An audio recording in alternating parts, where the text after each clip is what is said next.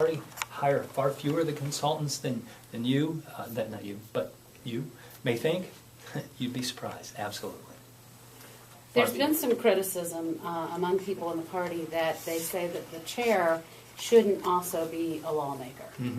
That there's enough work just being chair that you shouldn't have both hats. That's it. You wore both hats. What do you think? For a while I did. As you recall, I stepped away from being a legislator in 2009 and 2010. So, I think that my campaign contributed $370,000, I think it was. I've got the paperwork. 2 other candidates, ranging from candidates running for mayor of Chillicothe to the president and everywhere in between. And when you're a lawmaker who has the ability to raise money, that makes you stronger, makes us stronger, makes the caucuses stronger, makes the Republican caucus stronger. I think that if anyone can criticize me, they can criticize the fact that I was hot-headed on election night, or that I was an elected official. It doesn't matter. We get much more work if you're done when you're in the tent rather than outside the tent.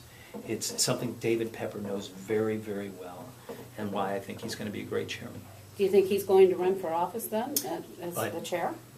It would be up to him. Any discussions about that? Or? Oh no, I wouldn't know. I support David Pepper, and I'm sure if he were to ever, he'd go through that process. He's indicated that he has no interest in doing that. So it's hard to respond to a negative, kind of deal. When I was a state representative in 2006, how'd that go? Was critics sending me any fruit baskets? No. I mean, I'm going to be criticized if I'm wearing a fleece at a press conference. I look through the windshield, and if folks are going to be critical of me, that's fine. That's fine. If critical of me because we bought $1 million building, that's fine. For David's own protection, would you advise more and independent audits of party contracts and expenditures? Ohio.gov, and then link to the Secretary of State's office. Every dollar that the party raises and spends is reported. Every dollar. And oftentimes, in terms of the calendar, you have to do it month by month, and immediate reporting is what we do and what we've always done. And I know Kevin caught some of the same kind of criticism. It's simply not true. And usually those kinds of criticism are put forward by people who just don't know a hell of a lot about the party. You say it's not. What do you mean? What's not true? That consultants and that money is being spent unwisely. Unwisely, sure. Do you think that we ought not have a big building? I guess that's a good debate to have, and that's one David can think about. Can you still in the other building? Yes, we do. It's for sale. We're about to enter into a lease for it. So, when you have 25,000 yard sign wires, you got to put them somewhere.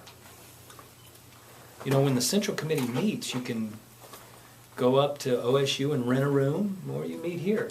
When you have, in the case of a Senate staff or presidential staff, House staff, you can go rent space, $1,000, $2,000 a month, or they can all be here working collaboratively under one roof, and if there's a question, you walk down the hall.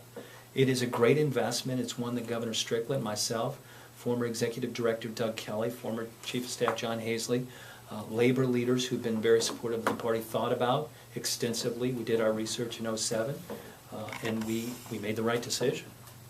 Could you talk about the fact that Sherrod Brown